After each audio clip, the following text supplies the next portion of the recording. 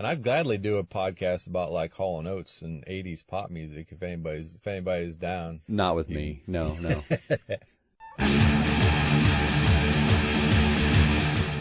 Welcome to Musing. Every once in a while, my brother George and I would have these conversations about music. Music is our passion, and it's a huge part of our lives, and we decided to share those conversations with you. So if you love music, sit back and enjoy this podcast.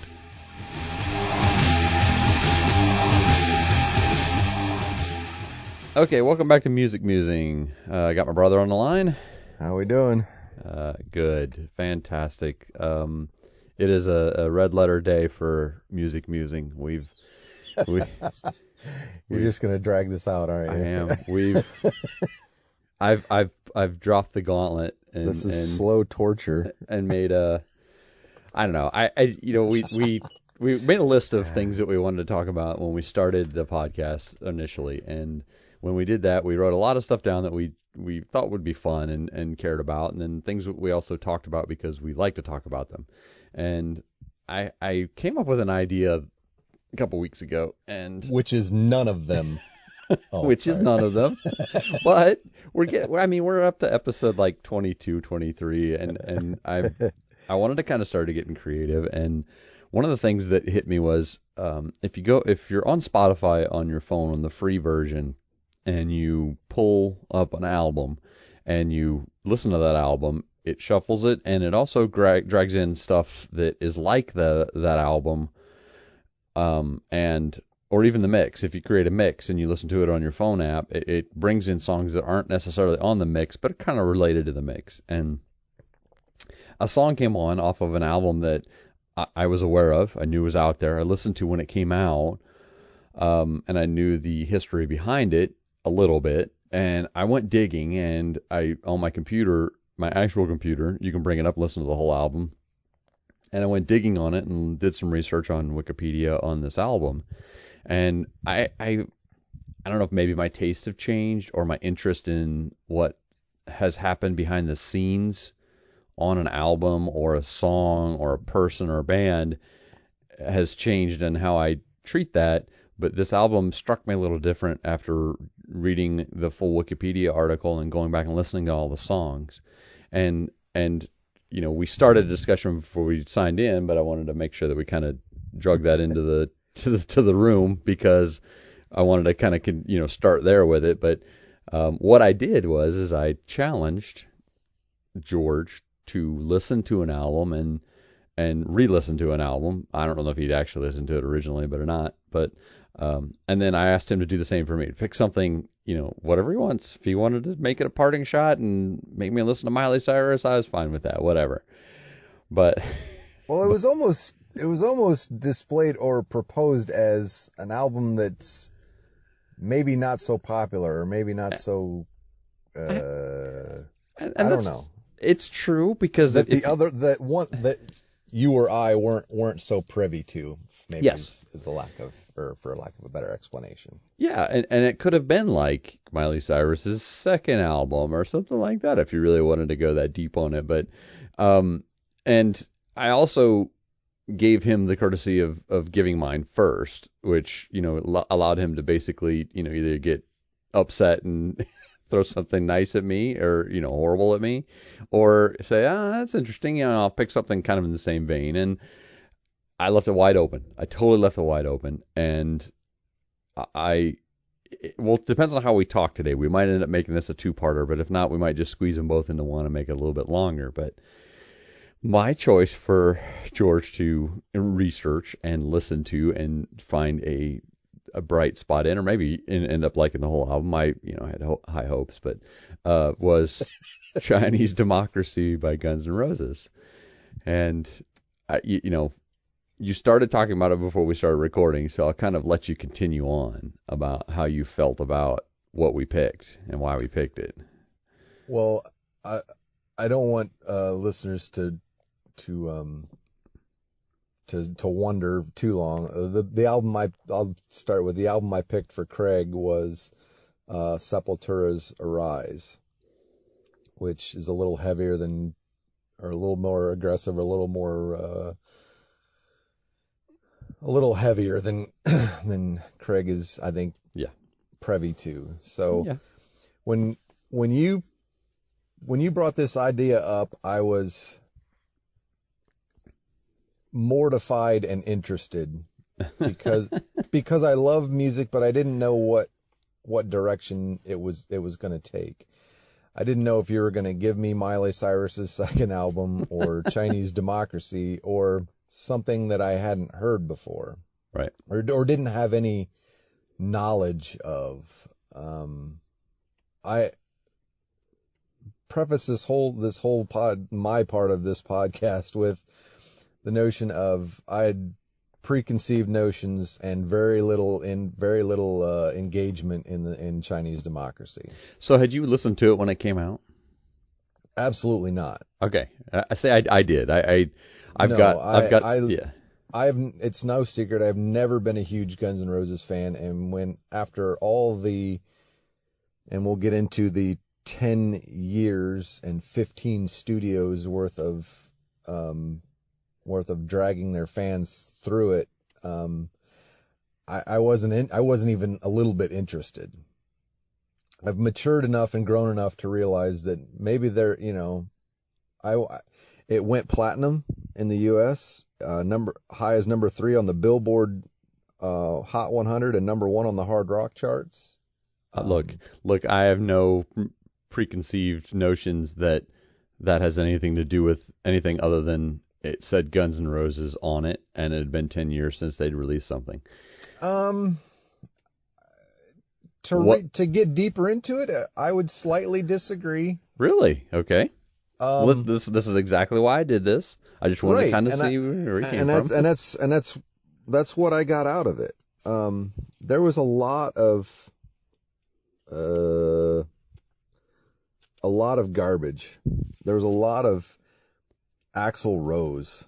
It was the most expensive album ever recorded or produced. It was $13 million in production cost for the album over 10 years from 97 to 2007 in 15 different studios. They had paid rent on a studio for 3 years with most of the original members, Duff McKagan and Slash and Izzy Stradlin when he left in 1995.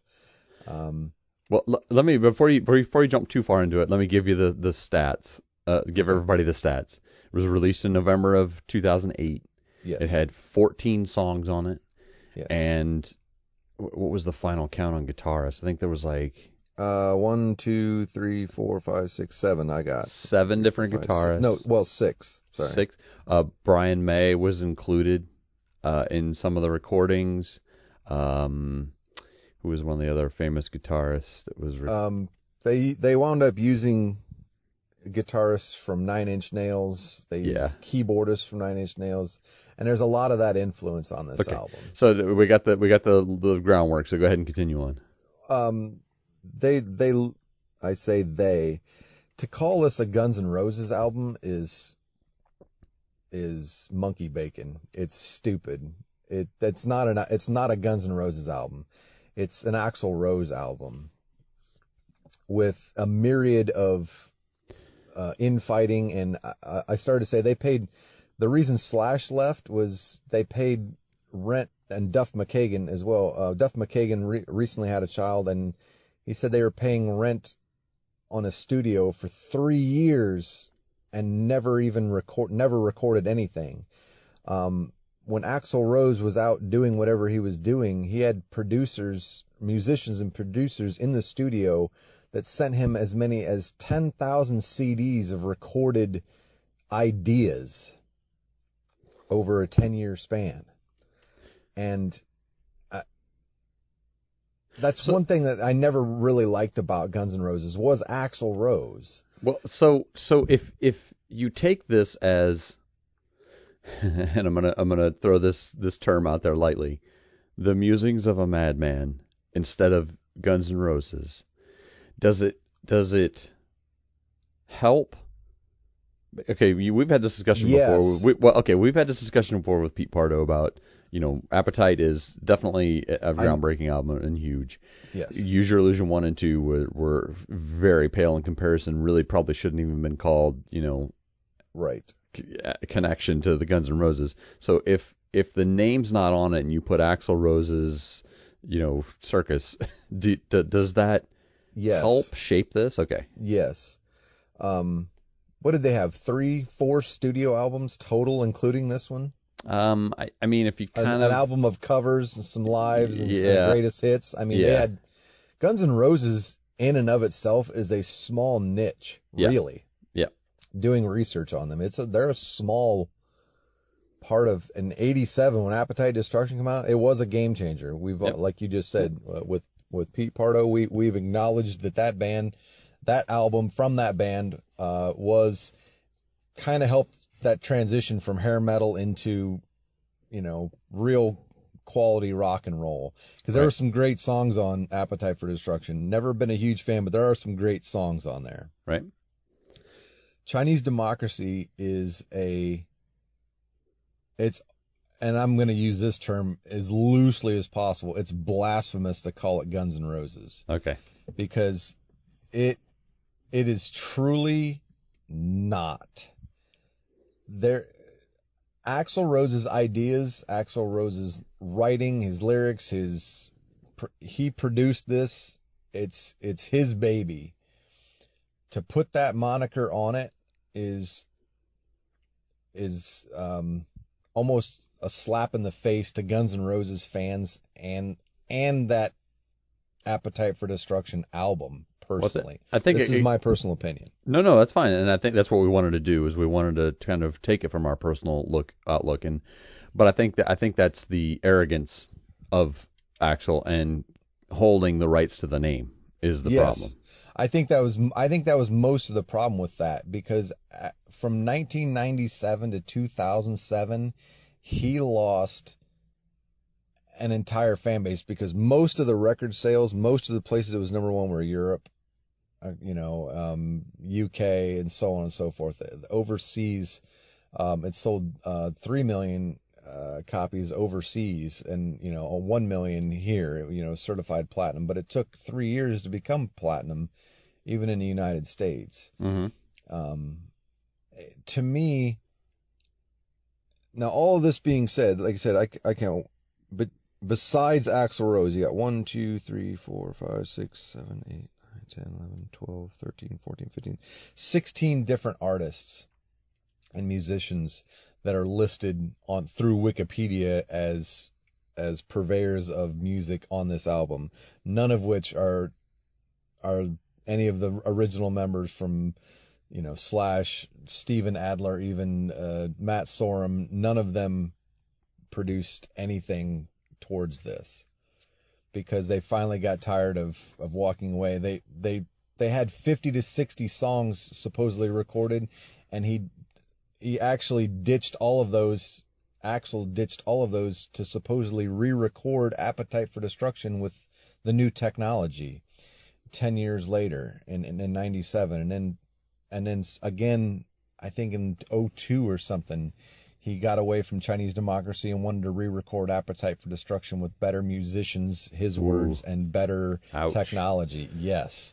So that's why calling Chinese Democracy a Guns N' Roses album is almost, it can't work. Okay, so if you take it away from that, if you take away the title or the band name, if you just Chinese Democracy, here's an album from 2000 that was released in 2008. Here's an album from 2008, which is already 10 years ago.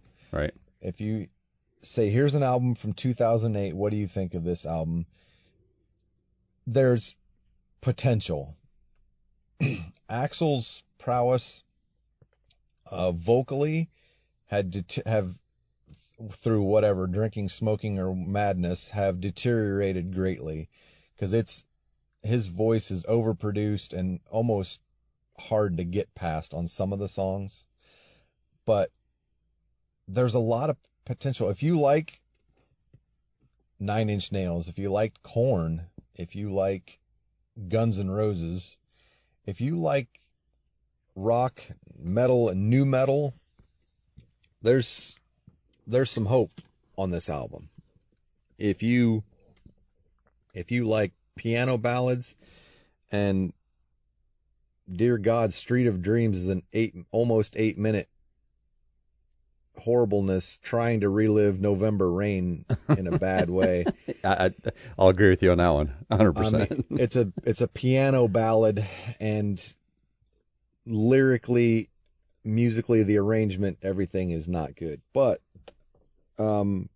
Shackler's Revenge has potential. There's some of them, and I can't even pronounce the Rayad in the. I don't even know how to pronounce it. What are we looking at? Rayad in the Bedonias. Oh, right. I'm not French. I'm assuming it's French. I don't know. Yeah, I see. With the number 9 song on the album. Yeah. Scraped, it has potential. There's a lot of. I can't come up with another word other than potential. There's a lot of great ideas. There's a lot of great, but Axl Rose producing it and Axl Rose having to have it his way, I think, really is what really sold this album out. Because there is some good quality. The musicianship is pretty good. I mean, for the number of guitarists and bass players and drummers, and I mean, he had 2 or 3 different keyboardists, 2 or 3 drummers, bass players, 3 or 4 or 5, 6 guitarists. And you had different people producing as well. He brought a lot of different people in at different times to produce it and right, mix all it of too. Those people at every different. He had 14 different arrangers and producers at 15 different studios, and even Geffen, who released the album, was like, seriously, poop or get off the pot, so to speak, because we don't even know what you have going on, and yes, it's your money and it's your studio time and whatever, but we would like to release an album for you. I mean, that's the way. I mean, the way Geffen's explanation read was, or at least the article when Geffen was interviewed, was like, we're Guns N' Roses is on our label. We wanted to release an album. The fans want an album. They've been waiting long enough, and the album was scrapped twice and redone twice, and they released songs. They released a song on a what do you call it? Soundtrack. Right. And everybody wanted for years, their fans, even their hardcore fans, waited for an album. And then when they got Chinese Democracy, I wouldn't even say they were disappointed. And like you said earlier, I think the sales reflected the name and the ability, but it wasn't Guns N' Roses. It wasn't even, it pales in comparison to everything they've ever done. And I think that it's not even, you have to compare it because it's technically or supposedly the same band. To use Guns N' Roses, you have to compare it to other Guns N' Roses, and it's not. Well, and I really, really appreciate you just digging and listening, because I know it's a sticking point for a lot of people, this album. And,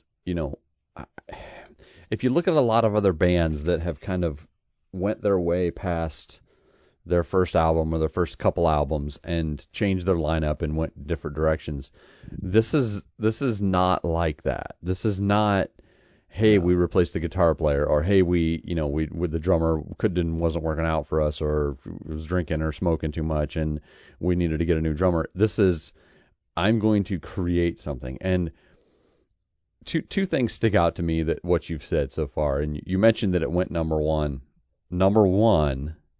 on U.S. top hard rock albums Yep.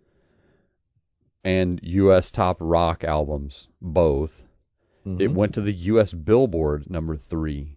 Yep. Out of the 25 or so countries listed on the charts that's on Wikipedia, there's 3 of them that are 10 or above.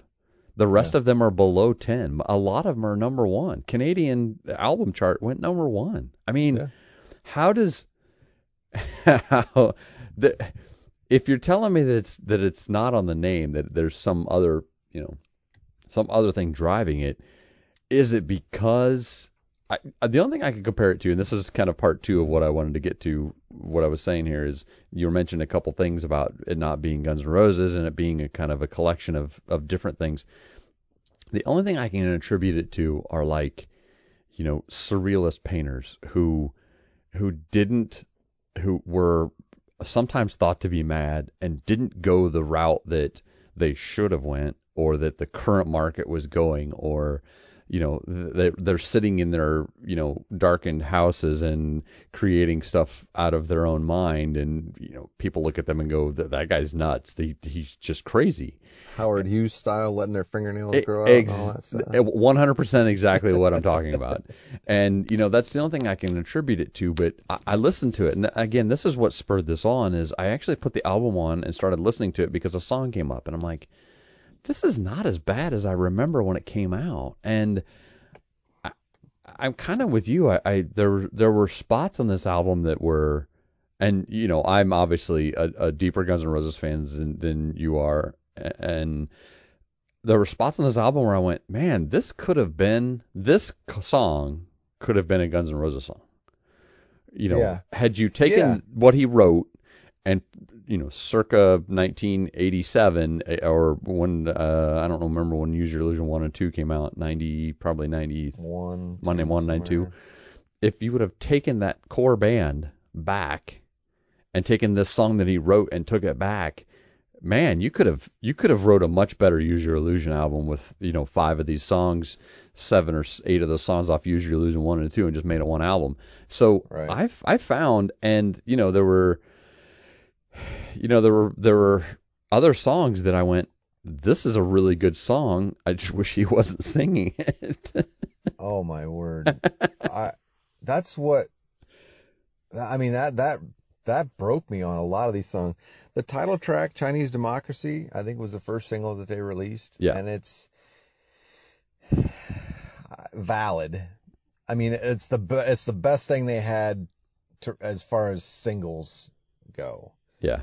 To release that, and it carried the name, and I think that's what got people sucked in. They heard that and like, oh, well, I'm going to buy this album, back then. I'm going to buy this album and see what it is. And when you get to Street of Dreams and then If the World right behind it, I don't know how else to. I mean, again, I really tried to look for the good, and there was 3 songs out of 14 that I would consider good. Like you said, his vocals though are they're all over the place. I mean, some are. I mean, I honestly thought If the World. I thought he had a female singer starting off with that. I mean, because it was bad. Yeah, it was a struggle. It felt like a struggle on some of the songs. Like he wanted to do this, and he was thinking 1987 I can do this. Right. And it just didn't carry over very well. I think that's part of the problem. It took so long, and his ideas changed, and his feelings changed, and his motives changed, and his band changed, and I think that's what hurt this album the most was too many cooks. Yeah, well, no, I agree, and I think and only one chef. That it didn't matter what how good a cook you weren't the chef, and you weren't going to be acknowledged. And I think that played into a really bad Molotov cocktail of great musicians, and like him or not, I think we've talked about this in recent podcasts too, that Axl Rose in 1987 was that guy. Yeah. He had the vocal chops. Yep. He had this badass band. Yep. He was, jumping off. He was spitting on people and jumping off stage, getting in fights. Yeah. He would refuse to go on stage because he didn't want to play. I mean, he was that guy. The bad boy of rock and roll. Right. He was rock and roll, Yeah. sex, drugs, and rock and roll. That was that guy. And I think he still thought he could pull that off.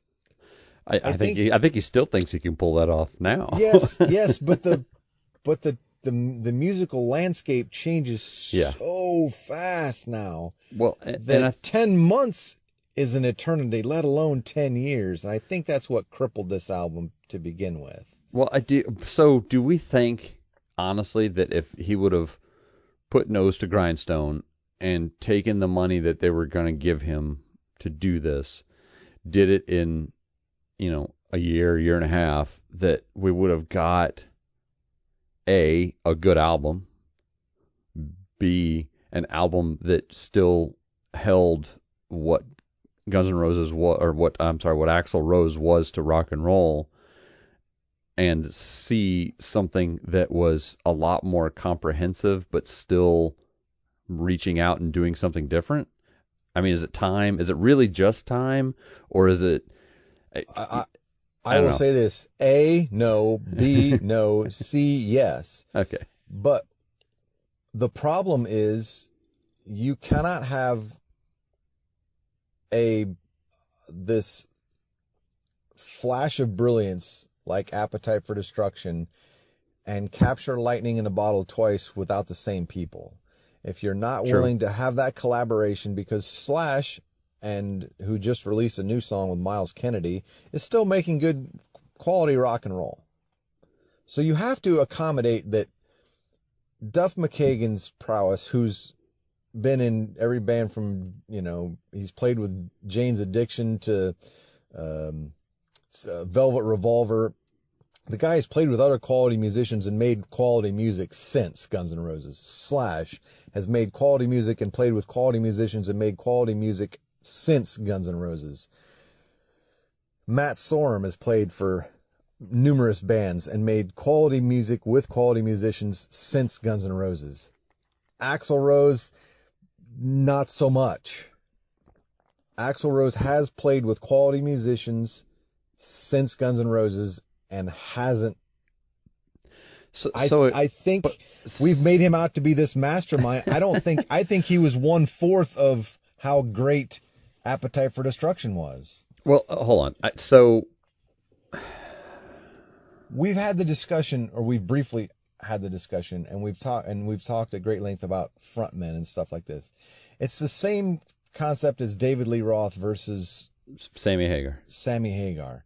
When you get someone that's a great frontman, and David Lee Roth is undeniable. I mean, 1984, pick a better 1984 album that came out, and I'll wait. Yeah, exactly. But the shows, the frontman, the rock and roll show was that. Van Halen since went on to make good music. Michael Anthony, even Eddie, and they have made music with other musicians and made good music. David Lee Roth, again, not so much. So, do we give Axl Rose too much credit for Appetite for Destruction? That's where I was going to just go with this. Is it his ability as a musician that is the problem? And that maybe if he would, again, I've kind of said this earlier, I'm going to circle back to it, because I think the more and more I hear you talk about it, the more I hear, the letting his fingernails, sitting in a room, letting his fingernails grow out. Should he have orchestrated this and put the right people, whether it be, 7 different guitar players for an entire album, should he have put the right people in the right place and put somebody like Lane Staley on one song? And Phil Anselmo on one song. We actually brought in Sebastian Bach. Yeah, I saw that. But I think could have covered his vocals at that time. And he could have did the whole song. That whole song, the song he's on, I can't remember which, is it Street of Dreams? Song 7. Catcher in the Rye.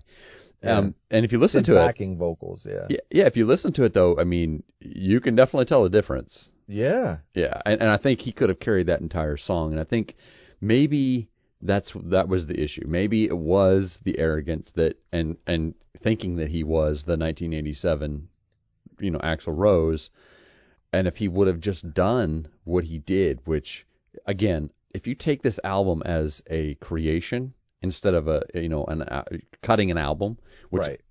the traditional feel of cutting an album is write songs, make an album close to in time frame, go tour Sure. for that album, write songs while you're on the road, come back, write song.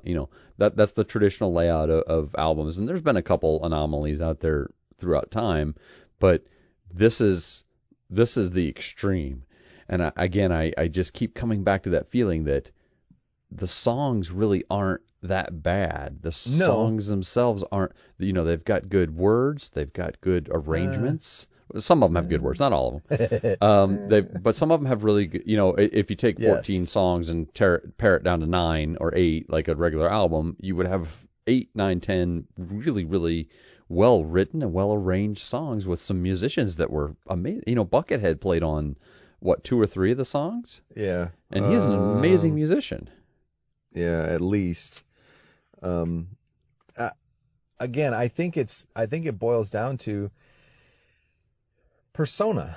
I think maybe we gave Axl Rose too much of the credit for Appetite for Destruction and the abilities.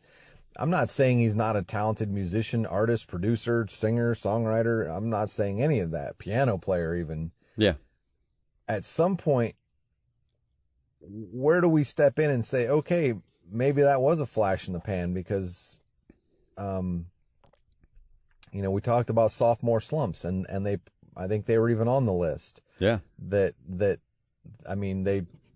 showed up, but it was met with critical disdain and, wow, this album, to not get too far off topic, Chinese Democracy is a decent 2008 nu metal album. Yeah. It's eclectic. There is everything from, like I said, an 8-minute piano ballad to really 9 Inch Nails / Korn-esque electronica, heavy, crunchy guitar. But I think Axl got too far away from what got him there. Yeah. I almost want to use the phrase he tried too hard. Like it took so long and it was this big epic thing and it's like wah, wah, wah, wah. Yeah, exactly. Well, but if you look at the numbers, it wasn't. I know. I mean, it's so weird. Yes. Album sales, Billboard charts, right. It's undeniable, but I think and I have to correct myself. I started off not thinking that way, but you said it do we think it's just based on the name? Yes, I do, and I think that's unfair because, wow, it's not Guns N' Roses. It should have been, the Axl Rose show, Axl Rose's Chinese Democracy does a nu metal album or whatever. But I think where you and I get hung up, fans get hung up, music listeners in general get hung up is expecting a Guns N' Roses album. And this is not that. So even to jump further back then, is it totally the anticipation that he built out of it? Because there was a lot of, there was. Oh yeah. For years. Yeah, and you can look back at, when he started talking about it. He's like, yes. There's another album coming out. It's going to be called, Chinese Democracy. You're going to get this album. Yeah. And then he kept saying, you're going to get this album. You're going to get this album. It's going to be great. And I think that falls into the front man almost with Appetite's success. I think he believed his own hype. Well, but okay, so let's say he, in his own mind, this is going to be the best thing that he's ever done and that anybody's ever done. Let's say that's in his mind. And so we start hearing about it in 97, 96, that there's going to be this huge, amazing album. We have 50, 60 songs already produced. There's going to I think be it an said it was amazing. 95 or 6 because Okay. some of the original members, not to interrupt you, but Yeah, some no. of the original members, Izzy Stradlin, Duff McKagan, Slash, they were all on board. They were ready to start Yeah. recording. They were in the studio for So 95-6 era. So you're looking at over 10 years of literal just hype. Yeah. Until the single was released. When was it? I'm looking real quick. There was November of September 2008. Yeah. They released Shackler's Revenge. Yeah. On Rock Band 2. Right. So you're looking at over 10 years of which I think is the best song on that album, personally. Yeah, which there is a bright spot. Well, I'm sorry. but no, it seriously, it's exactly why I want to do this, because I know how you and I feel about music, and we do kind of stick into the same general genre of music. We don't drift too far out, and right. We've talked about this even with the podcast, that a lot of times we don't stretch out as much as we probably should for a music podcast, but that's not why we do it. We do it because we love to talk about music and we love to hear about music. Yeah. And I thought I would take a turn and just dig at something that's still kind of in our range, but something that has got either a controversy around it or sure. it is something that's completely different, and maybe help us stretch out. And we did. You gave me mine, and it looks like at the time we're looking at, I'll probably just go ahead and do another episode and do like part 2 and do mine. But I think this was an extreme success because when I listened to music before, I sought out music that either I heard a song on the radio or I listened to a friend's, had it on and I went, wow, that's pretty good. I'm going to go dig into it. And I dug into the album. With the world we've got today, compared to what we had, years ago, I took a cassette tape and opened up the inside paper and read about the album or the people. Yeah. Now I can click on Wikipedia and they're going to give me an entire 7-page story of what happened from Chinese democracy all the way back to 1996, 95. Right. Side note, Wikipedia has what's called references at the bottom of each of their pages where they have to reference, what was said. There was 342 references just for this article. So we get that luxury of collecting, of taking stories and of somebody else taking stories and putting them all together for us to neatly read this. And I love that feel. I love to be able to go see all that stuff in one spot. But I also miss that open the album, flip open the paper and go, man, in this song, this is why he did this. And he wrote it down right here. But the only place I'm going to find it is if I buy that cassette and I open that piece of paper up and I look at it. I kind of miss that too. The one thing you'll notice about all those references, none of them were Axl Rose himself. Right, exactly. Because, but I think that says a lot about this. This album, even though it's already 10 years old, this can't happen again. This won't happen ever again. No. Because it was at a time where the internet was coming of age and it was blossoming, right? Yeah, and information was starting to be shared a lot more liberally between entities and between news companies and magazines and right. Podcasting was starting, video vlogging was starting, blogging was starting. Everybody was starting to put their opinions and attitudes out there, and everybody wanted an interview, and everybody got an interview with parts of people that in the making of this, but it still wasn't to what it is today. It still wasn't. You couldn't immediately find out what was going on Tuesday on the Guns N' Roses Chinese Democracy recording. Bands nowadays, there's no way they could do this. There's no way they could spend studio cams and there's no way you could spend 3 weeks laboring about a single song nowadays, because the record companies aren't going to fall for that again. That's for sure. And the public's not. The public is not. And I think we talked about a million times Appetite being the right place at the right time. Things like Nevermind by Nirvana, right place at the right time. It struck the chords.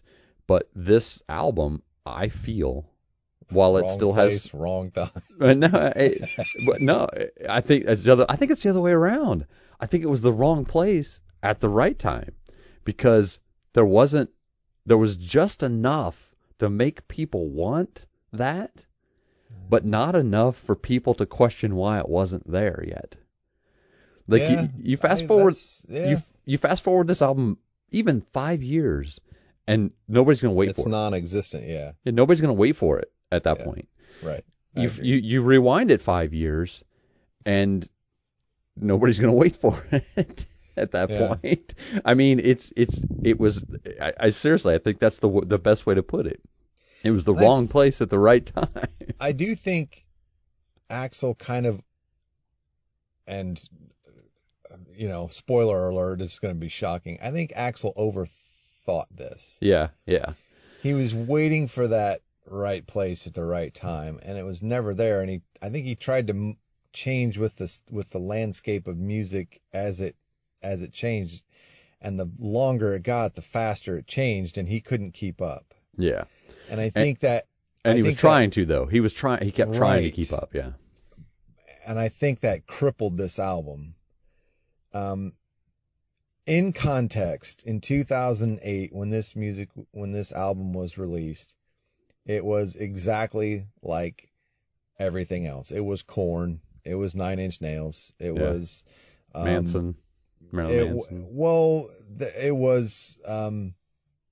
it was this new metal. It was, I'd hate to say Limp Bizkit even. There's touches of all. I mean, I honestly think he was over involved with the music scene, like, again, overthinking it, trying to find out what was white hot at that minute. Yeah. And then the time had passed. Yeah. You know what I mean? Like, it was big, and then, okay, let's record this. Oh shit, that didn't work. I mean, now there's Exactly. something else, and it's like, okay, we'll scrap that and re-record it as this. And I think he tried so hard, and it just kept getting away from him. His reach exceeded his grasp, but it turned. I think at some point in early 2000s, it went the other way. It was moving so fast that he was reaching where he always reached, and it wasn't there. It was past him already. Yeah. And I think that hindered this whole album, musically, lyrically, production, vocals, whatever you want to say. There's all flashes of brilliance, but you could pick any album from 2008 that has that. And I think that's also the point I wanted to make with this little exercise. And like I said, we're going to run up to time today, which is fine because this is awesome and I love this discussion. But I think that was what the point I was trying to make is whether I think that Sepultura's Arise album is good or whether I like that type of music. I think I can find something that appeals to me in it. And it just takes a little bit of digging. And no, I couldn't throw this album on in the background in my headphones, listen to it, and go, "Yep, great, done." There's no way I could do that because it's just not my genre to listen to. Right. I like hard rock and heavy metal, but this is a little bit further out of my comfort zone. But that's why I wanted to do this exercise. I wanted to see what was out there and see what you thought is something that had a glimpse of brilliance. And turn that around and say, okay, you find something that is out there that I just rediscovered. And it was a good exercise. And I don't know. This was extremely difficult because I had really heavy preconceived notions, never being a Guns N' Roses fan in general, appreciating them for what they did to the rock scene. And again, Appetite, it's so easy off Appetite, I think is just, that's like a whole lot of Rosie style rock and roll. It is. It's bag over the head, punch you in the face, rock and roll. Okay, we're out. Just boom, rock and roll out. This album, again, when it first came out, I heard Chinese Democracy was a song I'd heard. Yeah. And I'm like, yep, I'm out. That's what I figured. And then I went, when we started this project, I think I typed in Chinese Democracy on YouTube just to see what would come up. And If the World was the first video clip. Okay. And I was mortified. I'm like, oh my God. I know for a fact I messaged you. I even sent you the link to that. You did. And I'm like, you've got to be kidding me. There is no possible way I can find anything worth listening to on this album, because it got worse since I heard it 10 years ago. So I took a deep breath and put my big boy pants on and got, put my bib around my neck and dug in. And it's not for me. This album has nothing that I could justifiably say, wow, I would really go back and listen to that because of that. There's some good songs on here. Again, Sheckler's Revenge, Chinese Democracy is palatable. Scraped is sort of valid, but everything, the IRS song, Sorry, there's just, if anybody listening to this podcast, I challenge you to listen to November Rain, which I heard recently was the first song on YouTube with 1 billion views. Yeah. Yep. And then listen to Street of Dreams off Chinese Democracy. I challenge anyone listening not to cringe. It's in that same, I know that had to be his whatever you want to call it, his muse. He wanted to strike gold twice, and it's pain. If you can get through all, I think it's 7 minutes and 57 seconds or something worth of just why would you do that? Why would you put that on an album? Why would you put that in the middle of an album? Why would you put that, thinking that, yes, the eclectic nature of this, you've got everything from heavy metal guitar riffs to harp on this album, and I think it just doesn't work. Song to song, it's not one of those listen all the way through. Again, you listen to one song and it's like, wow, this is palatable. You get to the next song, you're like, what in the hell are you doing? You go to the next song, it's like, well, this isn't so bad. And the next one's like worse than the one before that one. It really, I don't know. Maybe it's just the track listing, how their songs are on the album makes it confusing, if nothing else. Okay. So that general overview you just gave is perfect. You could have technically wrote that down as your review, and that would be, George Seibert of Rolling Stone just wrote this review of Chinese Democracy. I do have a parting shot, and it's related, and I really kind of thought this one out pretty deeply, and it might be lost on you, but I'll see. I'll kind of throw it out there and see what you feel. Now I need to look at the year. Hold on. In release date. In 1993, Guns N' Roses, with most of the original group together, put out the Spaghetti Incident. Right. I don't know if you listened to it, but there are a lot of really good versions. Punk covers and a lot of really good versions of old songs that they cared about. Right. In the vein of Garage Days Revisited. Careful. No, it's the same vein. They basically took. I know what you mean. I see the line. No, I'm not comparing these two. Believe me, I'm not even close. I see the line. I'm sorry. But they were pulling from the things that basically influenced them, and they were covering those. And had they wrote Chinese Democracy at that time and said, we're going to do something experimental, this is still the same band, we're still kind of get together. If you listen to the recordings on that Spaghetti Incident, should they have just done it then instead of trying to do a cover album? Absolutely. Yeah. 100% absolutely yes. Because just like I said it earlier, without the other original-ish members of the band, I don't think the collaboration is nowhere near as good. He never found that gel again. Well, I think Use Your Illusion 1 and 2 were, abysmal and had a couple very, very small, bright lights in it. But I go back to Spaghetti Incident album and say that is the band that was missing. And I really wish this wasn't a cover album because But although but they were doing something that they all agreed on. true, that's true. Good point. Very good point. Is why. Because Use Your Illusion 1 and 2, Axl had already made the switch. Yep. The Spaghetti Incident was, hey, you know, what bands influenced us? They were all on board. They were all into it. They all wanted to do it. Whether the songs were good or the bands that they picked are something that you or I would listen to or anybody else would listen to is immaterial. Like you said, I have listened to the Spaghetti Incident, and some of their covers are really, really good. Yeah. Some of their interpretations are really, really good. The musicianship, the vocals, but it's not theirs, but it's someone else's, you know, song, Right. but it's them doing someone else's song their way. And I think the Spaghetti Incident for pound is better than the Use Your Illusion albums because they were all on board. Just like Appetite, they were all on board. They all wanted to do that. Use Your Illusion 1 and 2, I don't think so. And obviously Spaghetti Incident or Chinese Democracy, they weren't even there.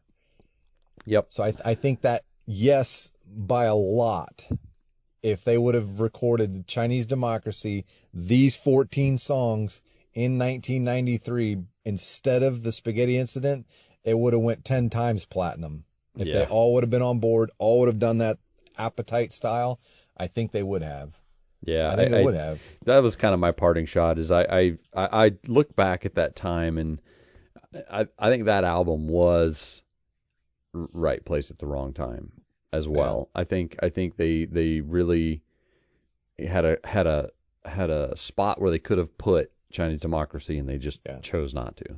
They really chose to just break it down. Because supposedly they had 50 to 60 songs down that they were going to record 2 albums, go on tour for the first one, not have to go back in the studio, and then release the second album, and then go back out on tour for that one. Right. And it just never came and the around. wheels fell off. No, he didn't want that. He wanted to re-record Appetite. He wanted to, you know, again, I keep using it. He wanted to catch lightning in a bottle again, and it was gone. Early 90s, I'm sorry, Nirvana kicked your ass. That's all there was to it. Yep. But in 1993, that I'll have to recant part of my statement earlier. Maybe not 100%, because I don't know if that would have carried water. Even them, the original members of Guns N' Roses, doing these songs in 1993, I don't know if that would have even saved them. Man. Because with Nirvana and Soundgarden and Pearl Jam, I mean, they were up against a lot. Force, they would have played hell to put out an album worthy of knocking those guys off the podium. Yeah, you're right. That's a good point. Especially at that time frame. But the Spaghetti Incident most certainly didn't carry any water to anything that was out, and it got panned because of it. Yeah, but it was. I still will put that on and just listen, because there's some amazing covers on that album. So. Oh yeah, no. I'm a cover. You don't have to argue that fact with me. I'm not even Guns N' Roses fan, and I like some of their covers off that album. But to me, it's I don't think it would have worked. I mean, I think they would have sold. I still think it would have sold. Once again, on the name, I think it would have done better than it did in 2008. But they would have, man, that would have been a David and Goliath battle. Even as big as Guns N' Roses was late 80s, early 90s, I think grunge still would have just smothered it. Agreed. But this was a great conversation. This is exactly what I wanted, was just to start stretching what we do and what we say and how we talk about music. And you know, I've got a trailer at the end of every podcast saying, hey, reach out to us, but I'm just going to reiterate it again. You know, if you love the podcast, if you're listening to us and you've made it this far, give us a review. Just go out there and click the stars that you think. And I'm not telling you I want you to give me a 5-star review. I'm telling you that I want you to give me the review that you think this podcast deserves. Absolutely. I want to know where we are. I want to know if we're giving you something to think about every 2 weeks, and you dig into different music, or you find something that's completely not your style but ends up changing how you feel about music. Tell me that. If you think that we're just talking about rock and you could care less because you like pop, tell me that. I don't care. I want to hear what you have to say about what we do. We enjoy doing it. We enjoy talking about it. You know, behind the curtains, we get up at 6:30 on Saturday mornings and we record because it's the quietest time we have in our houses. Right. And I'd gladly do a podcast about like Hall & Oates and 80s pop music if anybody's down. But not with me. I'm not doing country music. So, but that's what I'm saying is things like this are making me kind of feel renewed about what we're doing on the podcast. But I want to hear from everyone. I want to hear the people that listen to this podcast. Give me your honest opinion. Send us an email, and everything will be here at the trailer. It'll tell you where to find us. Where to find things. But if you're listening on iTunes, give us a review. If you're listening on Stitcher, give us a review. If you're listening on Google, give us a review. And I want an honest review. But the core is I want to hear what you want to say about music. If you want to talk to us about music, reach out to us. We'll respond as quickly as we can. So you want to be a guest on here? Reach out to us. Exactly. Tell me why you can be a guest. Exactly. Well, thanks again, brother. I appreciate you going through the pain and suffering of the 14 song album that was Chinese Democracy. It's never painful. Research like that is not painful for me. It was difficult, but I almost prefer a challenge. Cool. I mean, you wanted me to review Vulgar Display of Power. I could talk for 3 podcasts on that one, but this was a great challenge. And I'm not sorry I did it. but I'm 100% not going to listen to it again.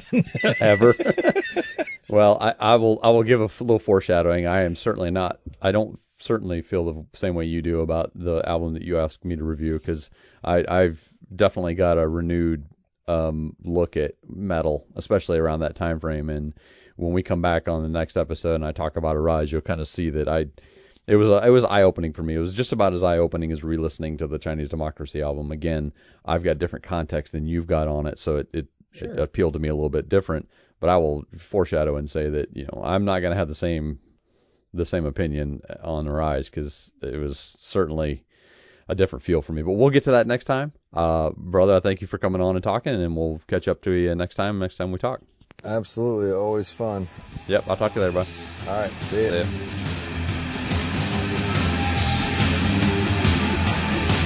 We want to talk to you about music, so reach out to us at musicmusingfeedback@gmail.com. You can also find us on most social media sites by searching Music Musing or George or Craig Seibert, Sybert. And you can also find us on Twitter as musicmusing_ as well.